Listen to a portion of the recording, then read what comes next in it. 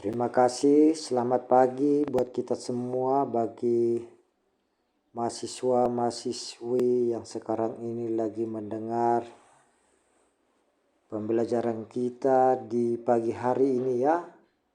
Kita akan belajar mengenai hukum internasional, di mana topik kita pada pagi hari ini. Setelah minggu kemarin sudah mendengarkan pembelajaran melalui Zoom, kita juga akan membahas kelanjutan tentang lingkungan hidup, di mana pertama yang kita harus bahas di sini secara khusus ya, lingkungan hidup. Lingkungan hidup yang dimaksud merupakan lingkungan laut. Secara khusus kita belajar dulu mengenai lingkungan laut ya, di mana pada umumnya lingkungan hidup merupakan anugerah Tuhan Yang Maha Esa yang bisa kita gunakan untuk memenuhi kebutuhan dalam aktivitas hidup manusia. Hal tersebut harus dilakukan secara tepat guna, baik cara mengeksplorasinya dan cara melestarikannya agar tidak terjadi kerusakan lingkungan yang bisa mengancam keberlangsungan hidup manusia dan makhluk hidup lainnya. Aktivitas pemanfaatan sumber daya alam tersebut tentu saja semakin maju dan modern, namun dengan kemajuan teknologi yang digunakan untuk mengeksplorasi sumber daya alam tersebut, tidak ada yang bisa menjamin ada atau tidaknya kerusakan lingkungan. Kenyataannya, bila kerusakan lingkungan yang ditimbulkan akibat aktivitas eksplorasi sumber daya alam oleh manusia ini tentu saja menjadi tanggung jawab manusia untuk mengatasinya. Sedikit saya akan menjelaskan mengenai yang saya terangkan di atas ya. Memang kita secara leluasa boleh mengeksplorasi atau mengeksploitasi sumber daya alam, khususnya sumber daya yang tidak terbarukan, pertambangan migas ya. Tapi harus juga memperhatikan lingkungan. Lingkungan yang dimaksud di sini tetap kita harus mempertimbangkan kerusakan lingkungan supaya tetap ada berkelanjutan ya.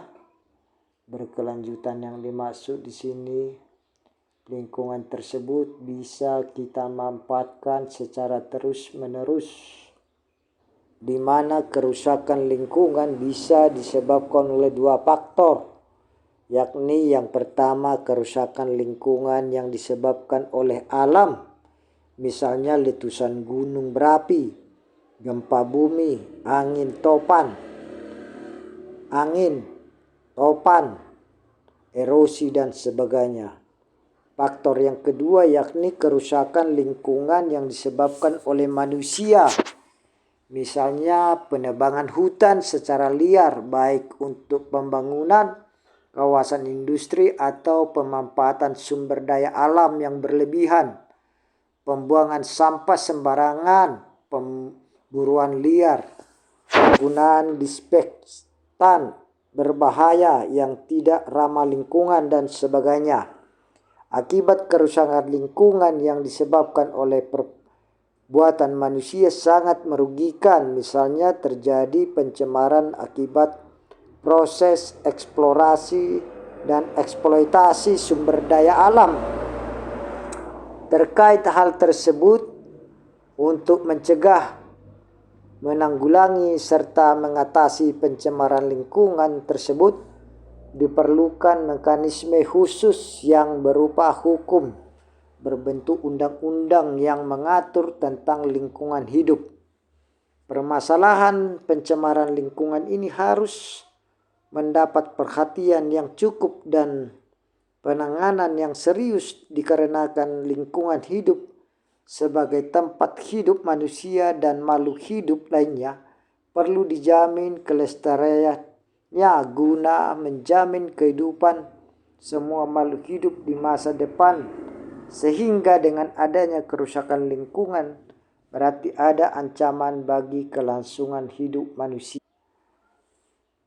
Ada satu peraturan mengenai lingkungan hidup ya.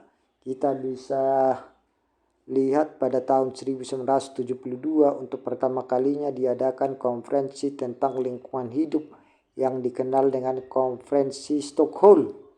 Konferensi ini merupakan titik balik dalam perkembangan politik lingkungan hidup internasional. Konferensi tersebut dikatakan sebagai titik balik didasari karena di dalamnya termuat 26 prinsip dasar untuk mewujudkan upaya adanya pengaturan lingkungan hidup yang lebih komprehensif baik di darat, di laut maupun di udara. Termasuk adanya konsep hanya ada satu bumi atau only one earth, dalam artian bahwa dalam perkembangan kehidupan manusia yang semakin banyak dan kompleks kebutuhannya, ini diperlukan suatu kesadaran akan pentingnya pengelolaan, pemanfaatan, dan pelestarian lingkungan hidup yang bijaksana secara menyeluruh bagi keberlangsungan hidup manusia yang ada di bumi untuk masa yang akan datang. Berbagai permasalahan pencemaran lingkungan hidup terus kita bicarakan dalam konteks perbaikan lingkungan hidup internasional. Pencemaran atas laut atau marine pollution merupakan salah satu masalah yang mengancam bumi saat ini. Dikarenakan semakin meningkatnya pola aktivitas penggunaan dan pemanfaatan kekayaan alam yang terkandung di lautan, pola aktivitas tersebut bisa memberikan dampak berupa pelepasan zat-zat beracun dan berbahaya, pembuangan kotoran dan sampah, kegiatan kapal, penggunaan instalasi dan peralatan untuk kegiatan eksplorasi dan eksploitasi sumber daya alam dari dasar laut dan tanah yang di bawahnya, serta instalasi dan peralatan lainnya yang dioperasikan di lingkungan laut. Pencemaran lingkungan yang terjadi di Laut Timur salah satunya. Bisa kita lihat pada tanggal 30 Agustus 2009 sejak tumpahan minyak mentah telah memasuki wilayah zona ekonomi eksklusif Indonesia atau ZEE yang berbatasan dengan zona ekonomi eksklusif Australia. Selang sekitar 1 bulan kemudian, tepatnya pada tanggal 3 November 2009, kebocoran minyak tersebut berhasil ditutup. Namun minyak mentah dan gas yang keluar telah mencemari kawasan di zona maritim seperti di laut teritorial di kawasan ZEE dan di wilayah laut landas kontinen Indonesia. Kita coba akan menerangkan tinjauan mengenai hukum laut internasional. Lahirnya konsep hukum laut internasional tidak terlepas dari sejarah pertumbuhan hukum laut internasional pada masa Imperium Romawi yang mengenal pertarungan antara dua konsepsi. Konsepsi yang pertama yaitu res communis yang menyatakan bahwa laut itu adalah milik bersama masyarakat dunia dan karena itu tidak dapat diambil atau dimiliki oleh masing-masing negara. Konsep kedua yaitu res nullius yang menyatakan bahwa laut itu tidak ada yang memiliki dan karena itu dapat diambil dari dan dimiliki oleh masing-masing negara. Bisa kita lihat tulisan Dik Muhammad Sodik 2011 halaman 1-2. Dalam konteks kedaulatan negara atas laut, pertumbuhan dan perkembangan hukum laut internasional setelah runtuhnya Imperium Romawi diawali dengan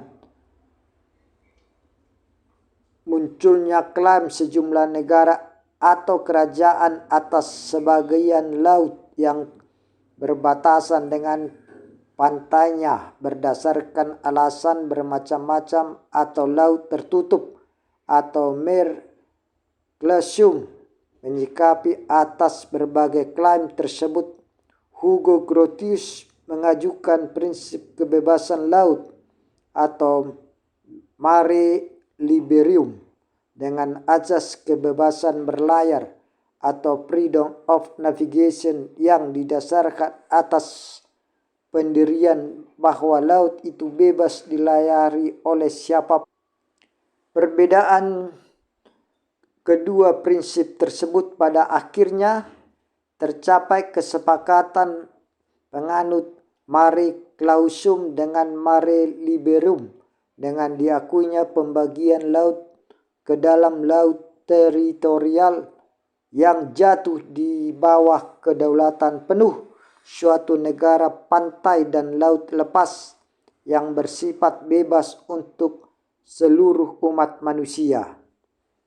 Perkembangan konsepsi mengenai hukum laut internasional semakin maju. Hal ini bisa dilihat dalam Konferensi Den Haag tahun 1930 tentang laut teritorial.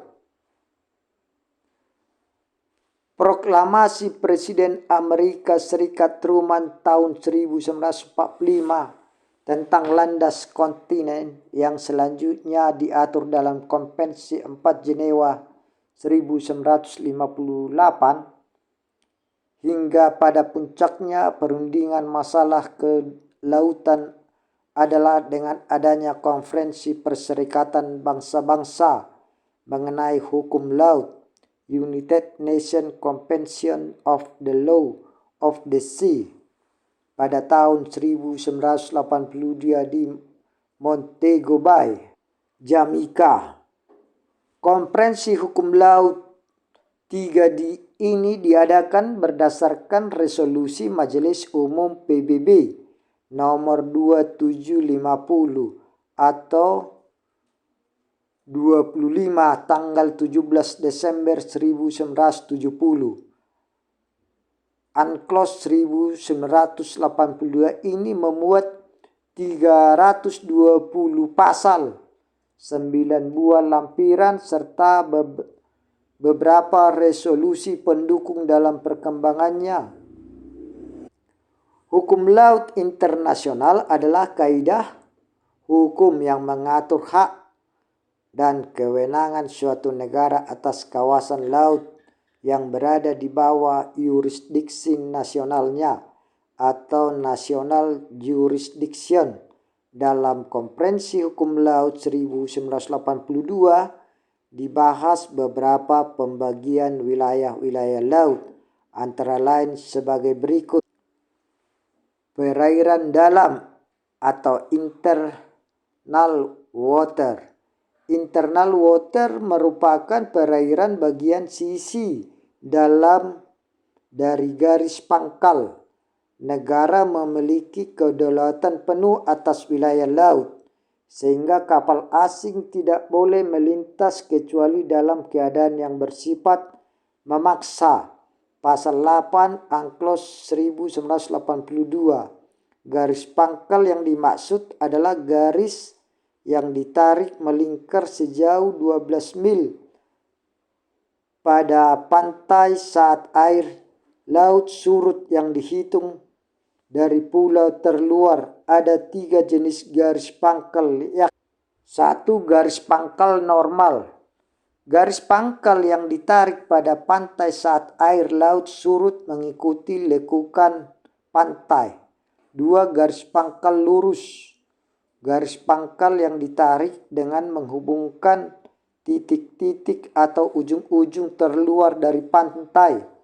3. Garis pangkal kepulauan. Garis pangkal kepulauan ini ditarik dengan menghubungkan titik-titik terluar pulau-pulau atau karang kering terluar dari kepulauan suatu negara. B. Laut teritorial atau territorial sea. Territorial sea diatur dalam pasal 2 garis 32 Unclos 1982. Definisi laut teritorial adalah laut yang terletak di sisi luar garis pangkal yang tidak melebihi 12 mil. Laut diukur dari garis pangkal. Negara pantai memiliki kedaulatan terbatas atas wilayah laut ini yang meliputi ruang udara di atas laut teritorial, dasar laut, dan tanah di bawahnya, atau right of the coastal state of the territorial sea. Kapal-kapal negara lain pun memiliki hak lintas damai atau the right of innocent pheasant. Pasal 17-32 Unclos 1982 untuk dapat melintasi laut teritorial sebuah negara sebatas kapal tersebut dengan syarat: 1. Melintasi laut tanpa memasuki perairan dalam atau singgah di pelabuhan. 2. Lintasan tersebut harus cepat dan tidak terputus kecuali situasi overmatch. 3. Lintasan tersebut harus damai dan tidak melakukan kejahatan, survei, pencemaran, atau mengganggu sistem komunikasi di wilayah teritorial negara pantai tersebut. C. Perairan kepulauan archipelago waters. Perairan kepulauan berada pada sisi dalam garis pangkal untuk mengukur laut teritorial tanpa memperhatikan kedalaman dan jarak pada pantai. Kedaulatan negara pantai terbatas pada wilayah laut ini sehingga negara lain dapat menikmati hak lintas damai dan hak lintas transit. Pasal 46 Unclos 1982. D. Zona tambahan atau contiguous zona. Contiguous zone merupakan zona yang berbatasan dengan laut teritorial. Negara pantai kepulauan dapat melakukan pengawasan di zona ini untuk mencegah pelanggaran terhadap pajak, imigrasi, dan kejahatan. Zona tambahan ini tidak boleh melebihi jarak 24 mil dari garis pangkal diatur dalam pasal 33 Unclos 1982. Selat. Selat atau strait atau selat diatur dalam pasal 34 sampai 44 Unclos 1982. Wilayah ini sering dipergunakan untuk pelayaran internasional. Negara-negara yang berada di tepi selat juga mempunyai kedaulatan yurisdiksi penuh atasnya. Selat dapat dibagi menjadi dua, yakni selat-selat yang menghubungkan laut lepas atau JEE dengan perairan yang termasuk dalam yurisdiksi nasional atau laut teritorial suatu negara. 2. Selat yang dipergunakan bagi pelayaran internasional yang menghubungkan suatu laut lepas atau JEE dengan laut lepas atau JEE lainnya. F. Landas kontinen atau continental shelf.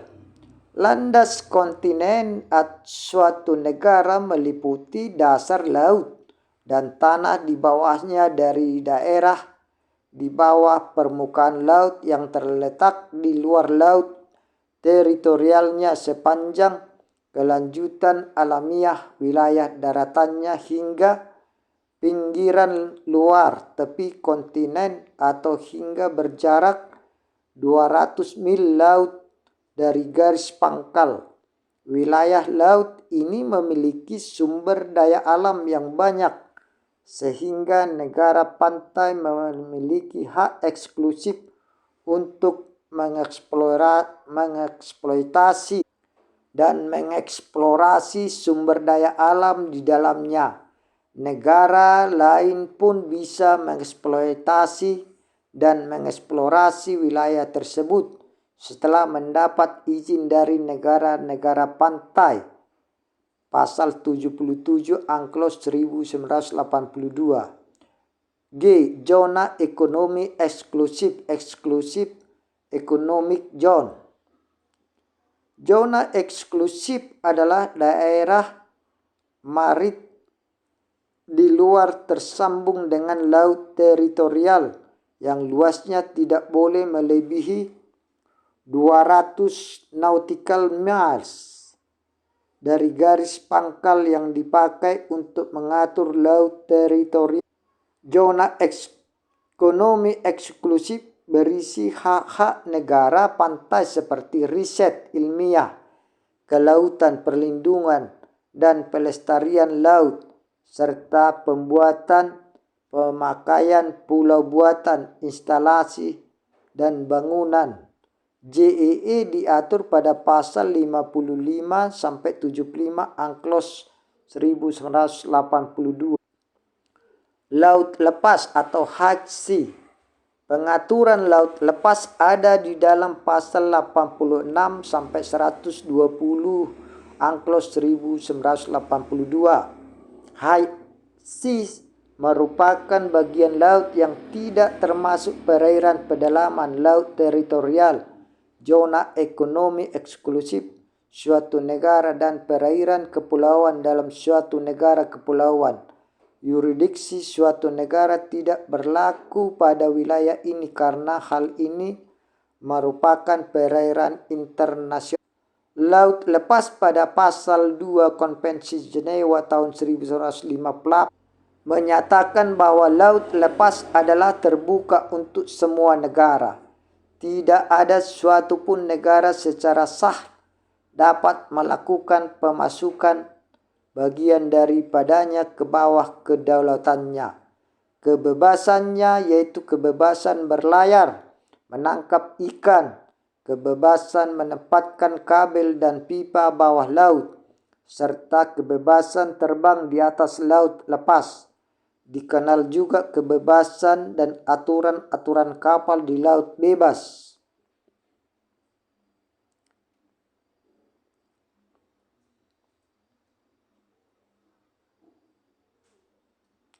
Atau pertahanan sendiri atau self-defense, dan action atau authorized by the United Nations atau sanksi atau tindakan dari persatuan bangsa-bangsa. Kita masuk ke tahap mengenai sengketa internasional. Hubungan internasional yang diadakan antar negara, negara dengan individu, atau negara dengan organisasi internasional tidak selamanya terjalin dengan baik atau timbul sengketa. Sengketa dapat bermula dari berbagai sumber, misalnya sengketa perbatasan, sumber daya alam, kerusakan lingkungan, perdagangan, dan lain-lain. Mahkamah Internasional Permanen atau VCIJ dalam sengketa Mahprometis Palestine Concession 1924 mendefinisikan pengertian sengketa sebagai berikut. Bisa kita artikan dalam bahasa Indonesia saja ya. Menurut Mahkamah Internasional ICJ, sengketa internasional adalah suatu situasi ketika dua negara mempunyai pandangan yang bertentangan mengenai dilaksanakan atau tidaknya kewajiban-kewajiban yang terdapat dalam perjanjian dan Secara lengkap, mahkamah juga menyatakan sebagai berikut.